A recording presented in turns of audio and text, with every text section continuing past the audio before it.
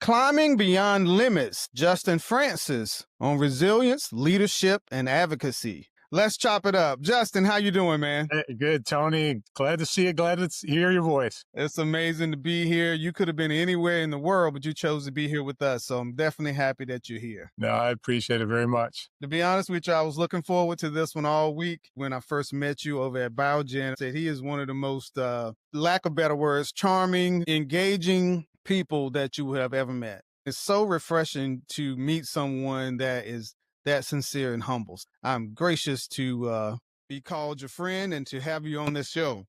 Tell us a little bit about you. Who is Justin Francis? Yeah, that's always been a tough question for me, right? I think it's changed over time. As a kid, I was like, hey, I'm hardworking, I'm smart, I'm athletic, I'm going to be a baseball player.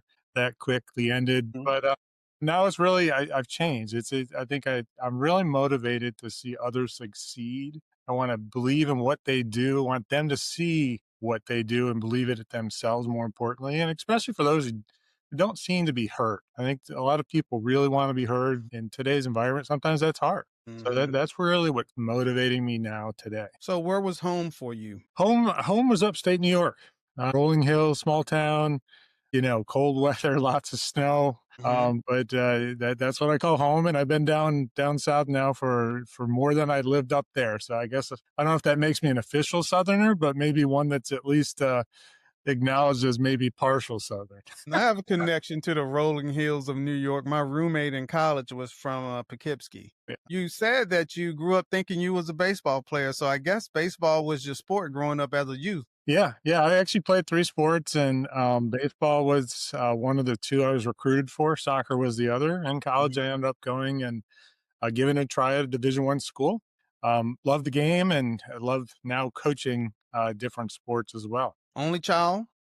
Nope. Or I was the youngest of 4, so had it the hardest, as they say. mm-hmm. Well, I'm sure your parents changed after each child, right? I'm the oldest of 5. So the version my other ones got was not the versions that I had. Yeah. So growing up in New York, you're coming up through school, and you choose to go to college. Tell us about what that looked like for you. Yeah, no, again, small town, very athletic. I had some great opportunities. I actually tried out for the Cincinnati Reds at one point in time. Everything was going great until, unfortunately, I had a back problem and actually herniated my disc, lost 3.5 inches on my right leg in terms of the size, and ended up having surgery when I was 19. That's how I ended my freshman year of college after the playing baseball in the fall and spring, but then tried to come back a little bit too quick. Threw out both my rotator cuffs, and then like I said, baseball wasn't my major anymore. I had to go find a major somewhere else because I couldn't do what I used to do on the field, and that kind of set a direction for me, different place where I thought I would go. That had to be devastating for you. I only can imagine the mental capacity that took, taking away something that you loved so much and then having to pivot to something else. How did you get through that? Yeah, it was probably the most difficult time, I would say, of my life, or one of the most difficult times, just because, like you said, it's a mental drain. I went through this kind of depression during college. And I'd always played sports, really had a lot of skill, but then it stopped all of a sudden, right on a dime. And I had to figure out what to do. And I always like to joke. They told me I had to pick a major in college, so I ended up looking around. I was good with numbers, and I ended up picking accounting for one reason. Math required a foreign language, and accounting did not. And so I was not your foreign language expert by any means. And so I ended up being an accountant, and that kind of changed the course. But no, it was definitely difficult. Put a lot of effort into it, a lot of time in it. It did wonders for me. But at the same time, you never know when you're going to have to fall back on something. And in this case, I happen to have some good academic background, and that worked out well for me. We're talking to Justin Francis, talking about climbing beyond limits, resilience, leadership, and advocacy. So I'm sure that was a defining moment in your life that I'm sure that taught you how to be resilient at a young age. Was that a defining moment for you, or did you have a series of these things leading up? Yeah, fortunately, I guess, and unfortunately, depending on how you look at it, I definitely had a series of, defining moments. A lot of people don't know about me. We actually spent 6 months kind of homeless, going from house to house. Sometimes our friends, family, when my parents got divorced Yeah. and separated, and so we slept on the floor for a while. And people don't usually know that. They probably haven't heard me talk about my younger years when it was a little bit more difficult. My dad was an alcoholic. My mom raised 4 kids by herself on very little bit money, and never say anything bad about my dad. We always Yeah. prayed for him at night, in the morning, and at the night, just that he would get the help he needed, and that's how she handled it. And I give her a lot of kudos for that, because that's tough to do. And I think maybe a little story to give a demonstration of what that was like. There was 2 times in my life I didn't see my dad for 12 years in a row. I saw him. He stopped by after my back surgery, my first back surgery at the hospital. Surprised that got me, because I hadn't seen him in 12 years. And then 12 years later, found out that my sister was getting married in New Mexico. And my sister told me, well, dad's going to be here. He's going to ride the Mhm. train from upstate New York to New Mexico. And, for me, I was like, geez, he didn't drive 30 minutes up the highway to go to my graduation. And he's coming Mhm. across, across the Mhm. country to your wedding, which is great for her, but obviously the mixed emotions for me. And so we knew we were going to meet up at some point in time, and it happened to be the wedding rehearsal at the church. And my brother and I were sitting in the back of the church, just kind of waiting for people to get there. And there pops up my dad. He walks through the doors, walks up to my brother, shakes his hand, says, "Hey, how you doing?" Looks over to me, and he says, "You must be Greg." And yeah, I kind of paused for a second. My brother got a little bit mad and goes, "No, Dad, that's your son, Justin." And so he didn't, after basically 24, 25 years, he didn't recognize me. And he thought I was my sister's fiance, whose name was Greg. And kind of that was that gut punch saying, well, yeah, Wow. this kind of comes to a head. This is kind of what life is like as a kid who doesn't know his dad and has to grow up that way.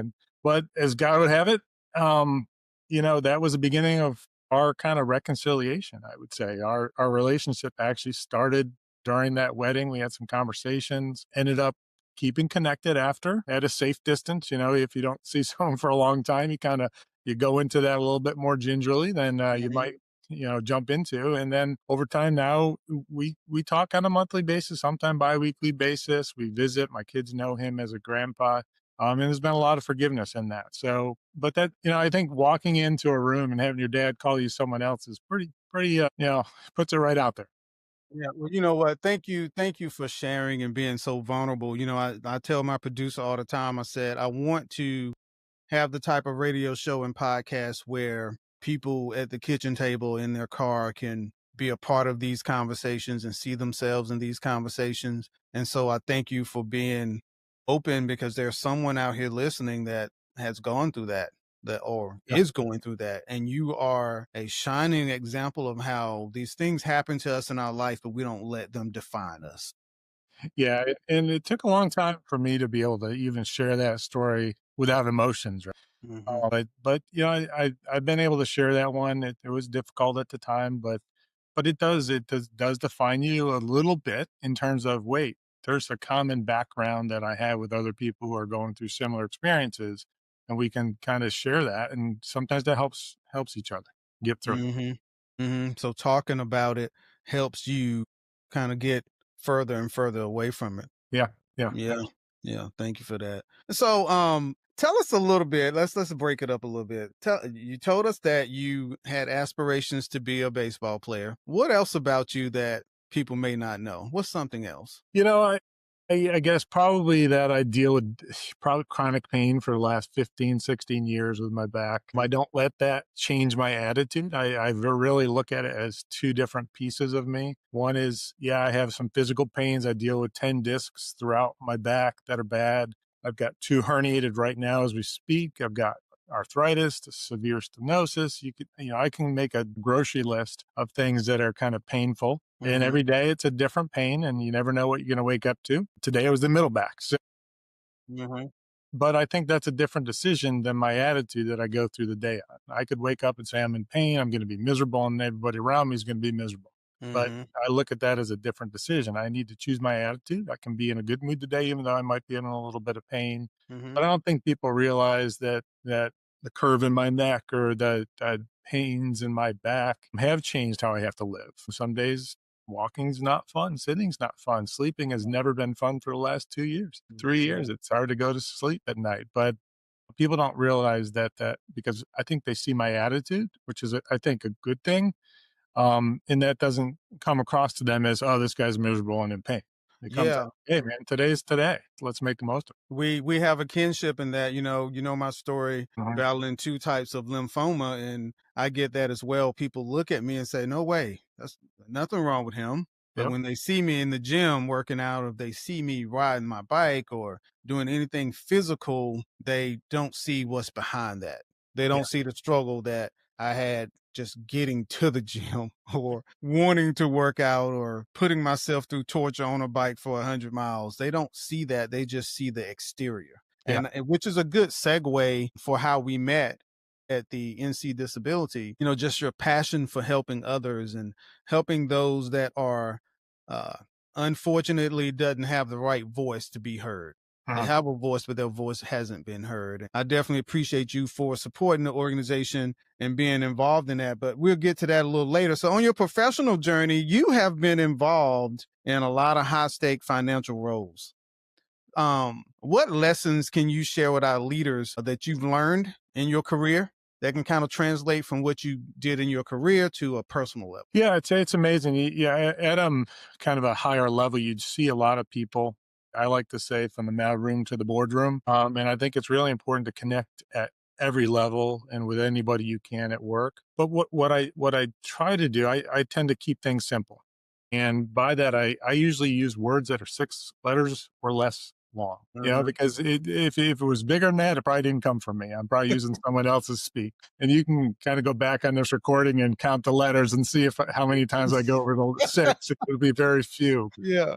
But what I found is that, yeah, in order to stay focused, in your own life, you need a plan, and it doesn't need to be a complex plan. It just needs to be a simple plan that you can keep focused, check in every once in a while on it, make sure you're going the right direction. There's always ups and downs in life that you have to deal with, but if you keep that plan, keep it simple, always work hard, pace yourself so you don't burn out. That goes without saying, I think. Be flexible and kind of just remain disciplined and faithful to that plan, whatever it is. And what I found is people who can do that will succeed. It may take a little longer for some, but they will succeed. And I think one of the things that I see as a leader is the obstacles people face are usually internal. Hmm. They struggle staying focused. They're not motivated. They feel entitled. They feel like they deserve something. Yes. And I'm a big believer that, I guess, yeah, a lot of people give gifts. Everything we have, I think, is a gift. But it's really important to say, hey, what are my talents and how do I leverage those? But also, how does that link to the passion I have? Because if you're Right. not doing the thing that you're passionate about, you're just clocking in and clocking out. That's And when right. you find that passion, you do different level of work and you don't realize that until you've done it sometimes. And so I think it's really important just find that passion, be flexible, keep it simple, but don't forget that you have a plan. Set it out, short, long term, medium, time frames and go with it. And then Yeah. adjust as you go. I call it adjectives. We were growing up in English, we learned that adjectives describe things, right? And so often in our personal growth and just in our careers, we tend to define ourselves by the accolades or the adjectives that we have Mhm, accomplished. And, I like what you said about being passionate about something, but not only being passionate about that, how does that help someone else? Because we're here to serve. mhm, We're here to be a servant to humanity. And so when we get caught up in the things that we have acquired that we can put in our tool belt to make us a little more polished, that doesn't define who we are. And mhm, that's another thing to our audience that I appreciate about Justin is when you talk to him, you're talking to a person. You're talking to Justin Francis. You're not talking to Justin Francis, the COO or the executive of whatever company or board that he's on. That's part of what he does, but that's not who he is. So, in what you said is very important. for the listeners to understand that yes, you can go out and accomplish these things, but keep in mind who you are and find that passion about what you have and how can that serve somebody else. And so I want to talk a little bit about Capable to Climb. What is that and how did that get started? Yeah, so Capable Climb is a company I started after I stepped away from the corporate world. It's really I call it a business consulting, but there's multiple facets to it. It's very focused on kind of service oriented clients. So I do consulting with disability in North Carolina. I work with some local organizations to kind of build some green space in the area. I'm doing some pro bono work through it for a person starting a restaurant who wants to serve the homeless population in Lancaster, South Carolina. And so what I wanted to do with Capable to Climb is really one, when I work, engage in areas I have an impact. And two, along the way, highlight people in their stories because one, they either aren't the people that want to put themselves in light and they like to keep quiet, but also for those that don't necessarily have that voice, I want to say, hey, look at this person, look what they're doing Mhm. stuff is good. And I think, today, I think there's a lot of folks who deal with fear every day, and rightfully so. And by sharing these stories, I think it provides some hope of people who have faced a challenge and overcome it. Things don't always go well, but what you do when those don't go well is really important. And as I think about a way to describe capable to climb. One, I had my daughter draw pictures for my business card, Mhm. and she's a great artist. And it's a orca that's jumping out of the water, and so Mhm. you see this beautiful picture that she's drawn, and it reminds me of the ability to climb to the next level. Love it. And the other day I was looking at social media and there was a picture of a person at the bottom of a step, and the steps are very steep. There's gaps in the steps, there's holes. You didn't know how this person was getting to the top. But really, what they were is they were afraid to take that first step. And the caption read, "The view from here will be the same in a year as it is today, unless you take that first step." That's right.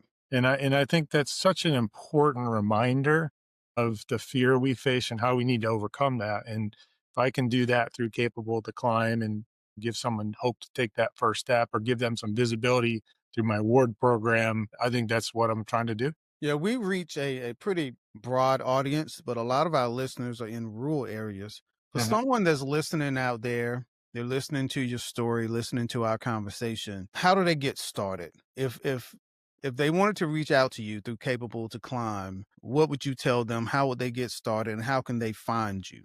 What's the process for them? Yeah, so clearly we communicate through either LinkedIn, social media, an email just to kind of get connected, a phone call. But what I would do is I'd sit down with them, listen to them. I'd say, Mhm. "Hey, what do you want to do?" And I think that's really important. That first step is to listen because it's not my goal, it's not my dream, it's not my passion, it's your Mhm. passion. And so I have to listen first to figure out what that is, and then from there, I go back to what some of the advice I say from a corporate. We build a plan. And sometimes that plan is introducing someone to a network of people. Other times it's kind of say, you really need this training to be able to do that. So it's kind of guidance towards some education, maybe, Mhm. or some experience somewhere. And then we work through here's the path, here's the journey that you need to take to get there. And so it's really about that listening to the person and hearing their passion. Usually when you're talking to someone, right, you see their eyes light up when they're Mhm. passionate about something, right? Mhm. It changes. Mhm. That's Mhm. when you know you've talked to someone about their passion. When Mhm. their physical body, their eyes, their voice tone, it changes. And so I think that's why it's so important to listen and Mhm. kind of observe on what that person has says. But that's the process. It's building that plan, but filling in those blanks from soup to nuts, to you know, I liken it to I tell people sometimes when I'm speaking at events, business events, a lot of times people have hobbies, and hobbies all the time don't make great businesses. But then there are times when hobbies could be a business, and we need someone like you to help formulate that plan of how it could become. What yeah. would you say to someone that they have a hobby, they're not sure if it's a business? How would you consult them? How would you help them with their thought process? Yeah, that's a great question, Tony. And I think one of the blessings I've had is had a number of roles at different areas within a company. So when I say mailroom to boardroom, I truly have been in each of those steps along the way. I've Mhm. supported operations, I've supported finances, I've supported the sales organization, legal organization, you name it. So I'm able to translate what their idea is very well. Mhm. So what I start with is, okay, let's, whatever hobby it is, let's look at that. And then what we do is we say, what are your capabilities individually? What Mhm. capabilities do you not have that you need to go find to help maybe promote this business or get some traction? And then from there, it's about looking at the market and say, where do we insert this idea where it will have the biggest success? Mhm. So each of those are very important because if it's just an idea but you have nothing else, you still have to market it, figure out how to do the finances, work with the state to register your business. There's a lot of things that probably none of us really like to do, Yeah. but you have to do it. And I think what I generally do is open the eyes of like, yeah, there's a lot here, but don't get overwhelmed with the whole process. Understand what you're good at, what you need help with, put the two together, and then if there is a market, then we can go after it. And very, Mhm. very strategically and step by step. Mhm. So you have the Capable Climber Award. Can you tell us a bit about that? Why is that important to recognize everyday stories of people overcoming obstacles? How did that come about? Yeah, so the Capable Climber Award, it came out of an interview I had or was part of building at Equitable when I worked there. And we had two individuals, John Roberts and Geo, and they both had disabilities. Geo Mhm. was I actually meet you met Geo I met Jill. our event. So she doesn't have part of her arm. She's a Paralympic athlete. She played the violin with a prosthetic arm. And then John Mhm. Robert has a number of different things. He's got cerebral palsy, ADHD. Mhm. He's an anime artist. And what they did is we brought them together. We had a conversation. It was 35 minutes long after the Mhm. edited version of them Mhm. talking about what it was like to grow up with disabilities. And it was really intriguing because Geo is so positive, just going to do it. It doesn't matter what it is. I can do it, totally, the sky's the limit. All right. That's Geo. John Robert, different experience. He was bullied. People didn't treat him well. Mhm. A lot more difficulties, but had his mom, Marianne, she was great. In fact, John Robert grew up with his mom was a single mom, similar to mine. So we had a connection there as well. But when I heard them talk, I realized that people won't hear this story unless we tell it. Mhm. And so we were able to do a nice employee engagement event where we showed the video at our work. We had a Q&A session with John Robert and Geo, and it was so well received that there's legs to it, that now we can actually market that video for other companies looking for either a video or a Q&A session or you name it. We can do that with this video because it's so good. And it's very rare to see two people talking about disabilities um, in a conversation and really sharing what went well, what didn't go well. And it's got some arts inside it. John Robert drew a picture, an anime picture of Geo. Geo played the violin for John Robert. It's just a really engaging, short video. But when I saw that, I said, you know what, great way to recognize people for those people who don't have that audience yet, but are on their rise, on their journey, starting out. So John Robert and Geo were my first two Capable Climber Award winners because of what they did and some of the stories behind what they did and how they did it and how they Mhm. overcame those challenges with disabilities and not having part of the arm. And that was my motivator is Mhm. really using the two of them to generate this program, but then going out and looking for other people out there to recognize who are facing a challenge, how they Mhm. overcame it, how they did it quietly most times, because that's really an important part of the award as well. Education is the key in getting the information out there. While you were talking, I was thinking about certain words that the community at large responds to. These words evoke a certain emotional response. So, for one, if someone says, I have cancer, there's a gamut of emotions that run through that. If someone says, I'm having mental health issues, society looks at that a certain way.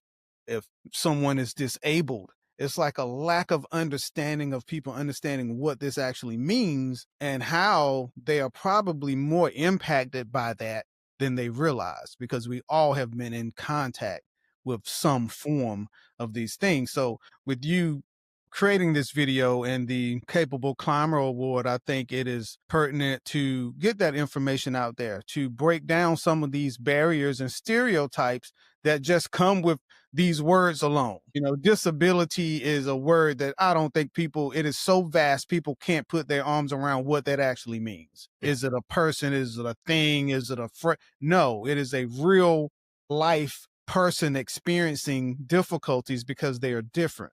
You know what I mean? And Yeah. so I think you're doing an awesome job of that. Let's pivot a little bit. Let's talk. We're still talking about challenges and resilience with Justin Francis. Justin, what habits or mindset sets help you climb past your setbacks? Yeah, that's again a great question, Tony. I think I had to get out of my way. I was so focused on myself. The rest of the world was like, my own chessboard. And I think until I kind of took some of that selfishness out of the way, things weren't going to change. They just weren't. They weren't. And so once I was able to do that, though, what it allowed me to do is to connect or reconnect with people, be more present with people. I'm a big fan, and again, it comes with the upbringing and more, but the slogan "one day at a time," that's been a Yeah. good one for me because, we're not promised tomorrow. No. We got today, and we got to use it as wisely as we can. And I think today I wake up and say, "What can I do today?" Whereas in the past, when I was focused about myself, I wasn't looking at it that way. And so I feel like how I'm having an impact is much different today. The time I spend with my family, my friends is more impactful. It means more. And I'm not thinking about myself, and that opens up a whole different world that wasn't there originally. There is a scripture in the Bible, one of my favorite passages. It says, "For what is your life? It is a thin vapor that appeareth and then vanishes away." Cancer taught me that my time was never really my time. You're Mhm, always on borrowed time. And I never thought at almost 54 that, I would be in this state, battling this disease, facing all the things that come with that, economically, mentally, mhm, affects your family, and you truly appreciate the 24-hour period of time that you have. And I like how you phrase that. When you wake up, that time frame that you have, live in that frame, because you're mm, not guaranteed any more time. And often our society prepares us for the future, and the future is really not promised to you. You mentioned a key word, selfish. You mm. said when you got out your own way and you became less selfish. Can you help us understand what that is, what that means? Because, the world now it promotes selfishness. You hear the young people speak about doing them. I'm going to do me, right? Or I got to look out for me. What did that mean to you when you mentioned that word selfish? What was selfish to you? Yeah, no, part of it's maturity, I think. But as a kid, you're saying, what am I going to be? What am I going to be? Where's my food? What am I going to be in school? What am I going to do on the field? Like it's all about you, right? Hmm. Me. And it's hard to think outside of that initially as a kid, right? Because your parents do this or that.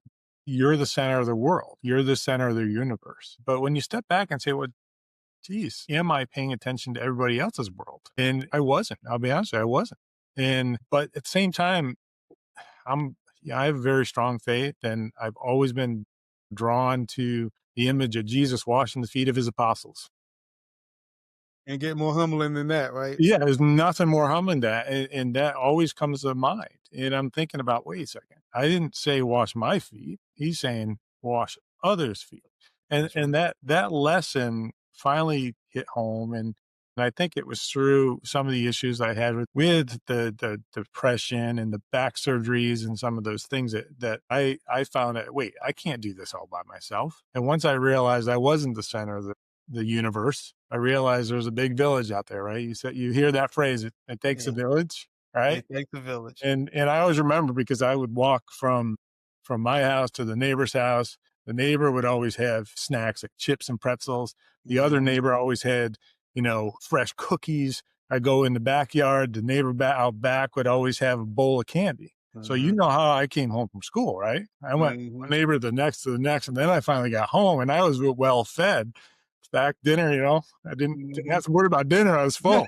So, but at the same time, it would always get back to my mom because my Yeah, neighbors would call and say, Justin was over again eating about 10 cookies. You feeding him a whole? But so it got back there, but I was raised that way. The yeah. whole community kind of raised that way. But it took me a long time to say I couldn't do it myself. I do need the community. I need the village.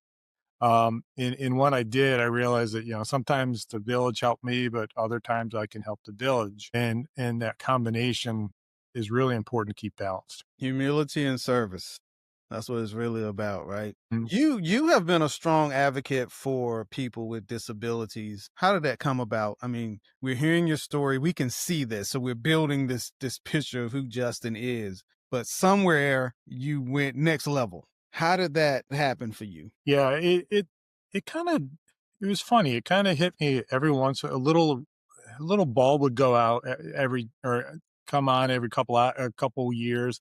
I might have experience with maybe my grandpa who had his knee cut off or his leg cut off at the knee because of diabetes, and then he had a prosthetic, or I had someone at my college who ended up passing away during college as a freshman, just after the freshman year, because of some complications with the disability that she dealt with. So Mhm.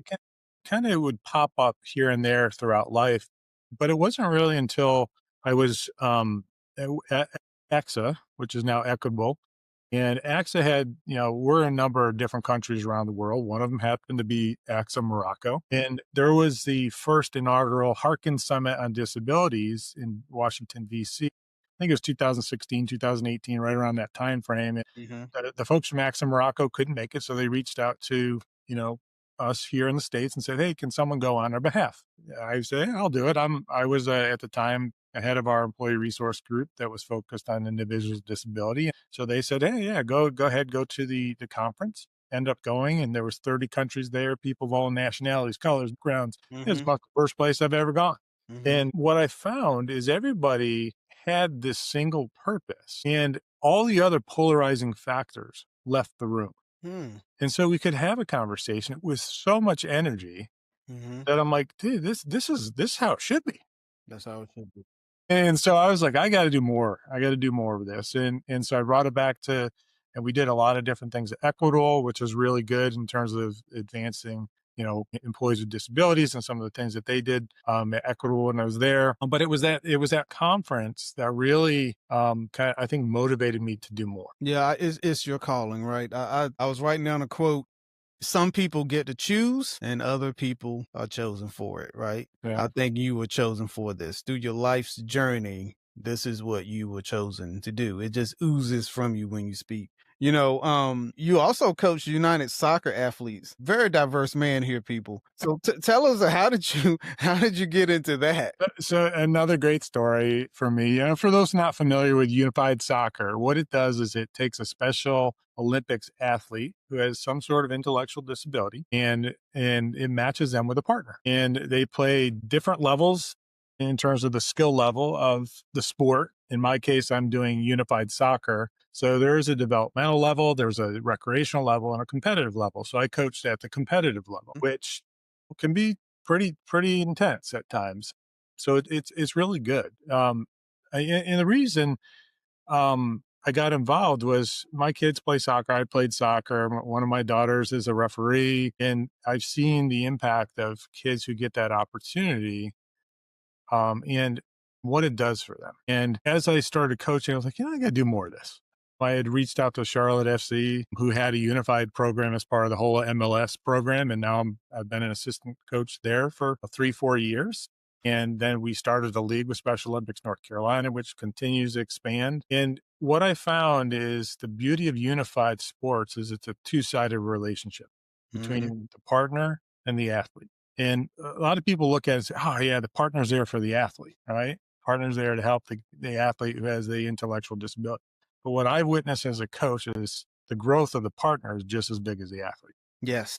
And they create this different level of connection than on the regular soccer field where this doesn't exist. And so at the end of every practice, we always have a little slogan we say, and it's pretty straightforward. We say this for Charlotte SC, we say it for my Piedmont team, and it's have fun, play smart, play together, work hard, and get better. And those 5 things we really try to instill with our athletes. Like I said, we're growing. We're up to 6 teams. We started with 2 a couple of years ago. We're up at 6, and we're coming across the Carolinas.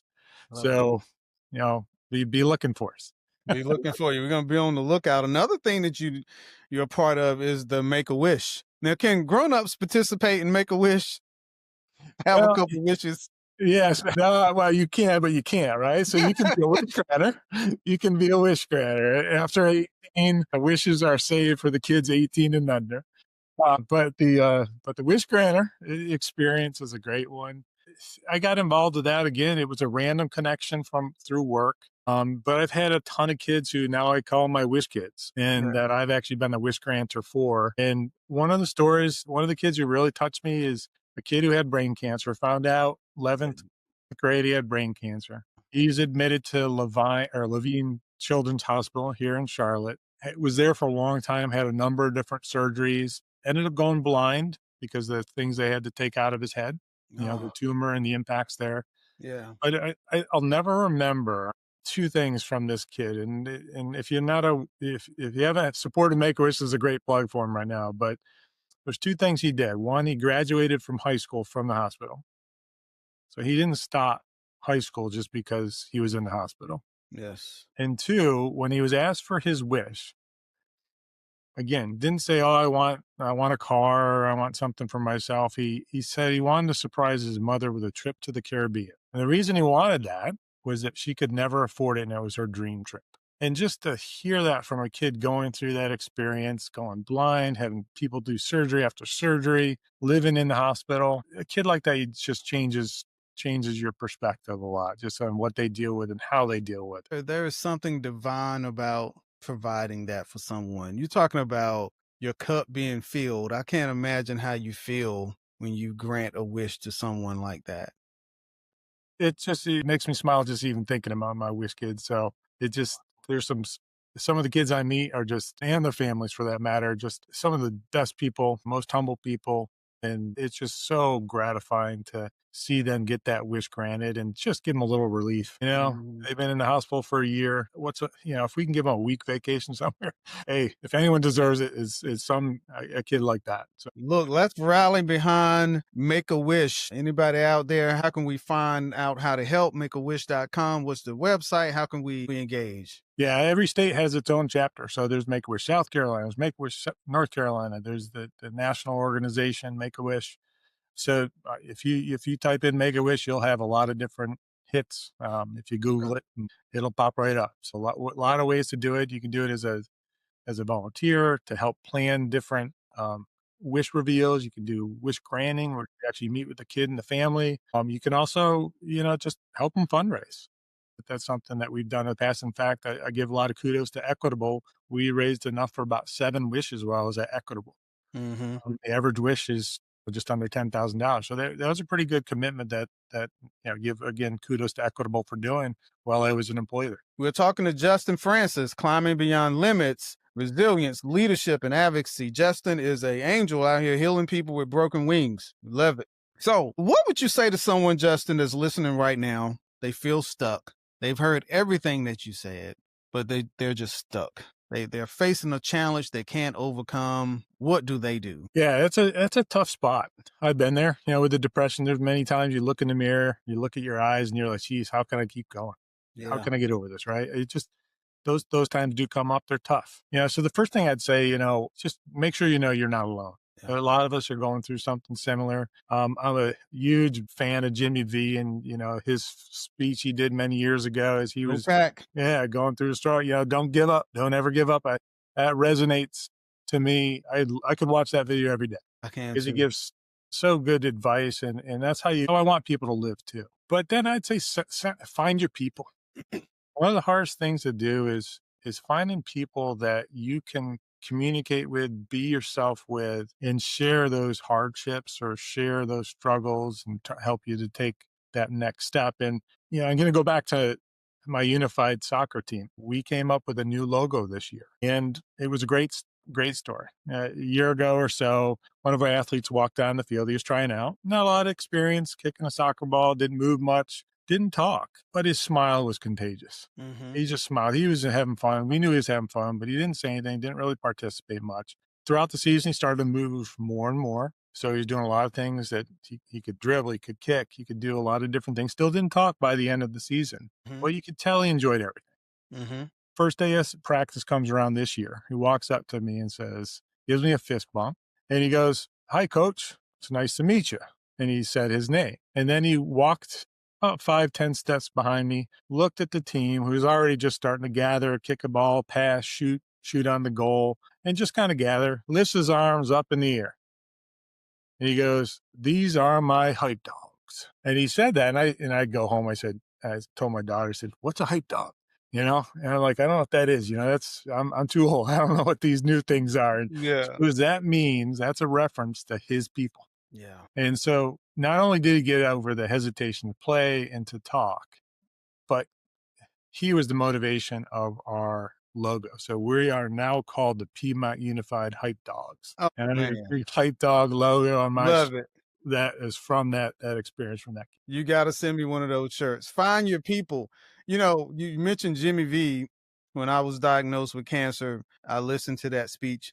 I was there when he was there, and the energy that that man had, he spoke to me several times. He drove a red convertible Jaguar on campus, and my dorm was not far from the athletic facility, and he would speak to me on a daily basis, just a person. No, I'm not nobody, right? But his energy, and he was so affable, and he would always say, "How you doing, young man?" And when he got cancer, that same fight, but he turned that fight into a passion to help others. And that helped drove me to do what I'm doing as well, because this is bigger than us. Your story, it was hard. You had to live it. You had to go through it. But in that, you found the purpose that this is always bigger than me. And you're translating that into several of the organizations that you're a part of. And that's what drives me too. You got to find your people. You got to be able to find those people that, I call it manage the information skillfully. Well, they have to manage your information and your emotions skillfully, because sometimes we get hurt because people can't manage those expectations that come with those type of friendships. But when you find your group and your people, they will ride or die with you. And that is so key to everyone listening. Find your people, whether they're in church or wherever they are. Find your people, and they'll help you get to where you need to be. Hey, you want to do a rapid fire? Sure. All right, let's do a little bit of rapid fire. So, what's one book that changed how you see leadership? I would say the Berkman Assessment. Okay. It's a book that kind of puts you in colors, 4 colors, because it has to be simple for me. So it's blue, red, yellow, green. I'm a double blue. And what it Okay. does, it tells you what your style is when you're at your best and what your style is when you're stressed. And blue is always laid back. So when I'm stressed, I'm in blue. And doing well, I'm in blue. So I'm a double blue, which is unusual. I love that. It'll be a different color when they're stressed versus, feeling good. But that helped me not only understand myself, but how other people's reacted in those tough situations. And what's the name of that book again? It's called the Berkman Assessment. Y'all got it. The Berkman Assessment. For me, it was good to great. Yeah. I love that. Having the right people in the right seat on the bus. That's a good one. That's great. Coffee or tea? Coffee. Why? Coffee. Just because it's no comparison. No, it's one of those things that coffee is like my first thing I do in the morning and last thing I do at night. No, It take the edge off being blue. I don't know. It's just it calms me. It doesn't actually, it used to when I first drank coffee, of course I had all kinds of sugar and what to get it down, but my hands would shake when I was playing golf after taking 2-3 cups and I could not hit a golf ball straight. I couldn't do that with or without coffee, by the way, but, but anyway, yeah, my go-to is coffee and I'll be like, wait, I've already had 3 cups. Should I have another? Man, for me, tea. I like teas. I like herbal concoctions. I make a lot of different herbal teas, so it would be tea for me. Hardest challenge you ever faced? Yeah, that's got to be the kind of, dealing with high functioning depression. going through the divorce, going through the back pain, Mhm. all the impacts of that, and just trying to face your inner self is the hardest challenge. One word to describe how you overcame it. Family, and Family. that's broader than my biological. My family is much broader than my. You look, man, your next calling is gonna be in the pulpit somewhere because you're dropping some serious nuggets. You know, the Bible speaks about those friends that's greater than any brother, right? It talks about the love that a friendship is for a person, and it's amazing how sometimes those friendships do transcend blood. You know, you talk Mhm. about finding your people. Sometimes your people are divinely sent. You know, they Yep. got a saying in the country, some kinfolk ain't kinfolk, or all skinfolk ain't kinfolk. You ever heard that one? Yep. That's very true. Yeah. So what's your go-to phrase when you're coaching all these athletes? What is your go? I What is gotta it? go with my unified. Have fun, play smart, play together, work hard, and get better. All right. Love that. Love that. Now, if you could give your 20-year-old self one piece of advice, what would it be? It's all about fears. Don't let your fears prevent you from finding your passion. Seem like you did well with that, Justin. It's a constant battle, but that the fears. Growing up when you're so young and you have those instances at home that aren't necessarily good, and you have Yeah. to overcome them. You build fears even before you realize what a fear is, Well and said. those can control your life. Who is inspiring you at this current? Tony Williams. Go, man, go somewhere. Look, I don't know about that one. No, you do. I totally enjoy listening to you, but and my daughters just that's a big motivator. They inspire me. The challenges they face, what they're striving to do, and how they do it. Importantly, is the how. Your kids, we live for our kids. When I got sick, I only have one son, and I talk about him a lot. But one thing, when I was at my worst with cancer, I remember I was upstairs laying in bed, and he was just very quiet about it. Right? He didn't really express how he felt about it. I think he was just watching and waiting because see his dad, who is the strong man. I've been strong in everything that I've done. And I remember one night he came into the room and he was crying. First time I saw him crying. And I had just came off of chemo and I was so just weak. And he looked at me and he said, Daddy, you can't go anywhere. I can't lose you. And that's when I always had fight, but it was something else that came out of me at that moment that I'm not going anywhere. And just to see him so vulnerable, crying out to me at that moment, I couldn't go. I said, Lord, I got more work to do. We gotta do something. And just to see where he is now and what he's doing, he inspires me. He Mm. doesn't know it, but he inspires me with his work ethic and all the things that he's doing. And next week he's getting inducted into the honor fraternity. I can't remember which one for the university. But where does he get that from? Where does he get that resolve? It's like you said, and unfortunately, his dad was going through this situation. He found that resolve, right? Mm. He found that I have to overcome this by doing these things. And so you said a mouthful when you said your kids. It just made me reflect on that all this is about them. I thought I was going to be passing my company on to him and all these things. And then cancer was like, hold on, we got a different story for you. But in that, I remember my office, you've been to Raleigh Yep. downtown. I was in the BB&T building, the high rise. I was in 20th floor for 20 some years, my office. And so when I was really, really sick and I shut my office down and moved everything out, just making frantic moves, I'm fighting for my life. And he told me, he said, Daddy, don't worry about it. He said, I'm going to buy you this whole building. And it just made me just be like, he is my tribe. That's my tribe. So he inspires me. But I talk about you a lot to my wife for the people that's listening. You got to meet Justin. It's just something about you, man. Sometimes people, they pop up in your timeline for a reason. Some come in and they're just transient. They're there to do something and then move out. And then there's others that pop up and they ride with you out to the end. And I look at you as one of them bumps that whoop popped up in my timeline that's going to be here for a while. So definitely thank you for being a friend to me and speaking to our listeners about your story and disability and the mental health and all the challenges. But one thing we can take away from this is you can succeed. You Mhm. can make it. You can make it out of your situation. You have the control to do that.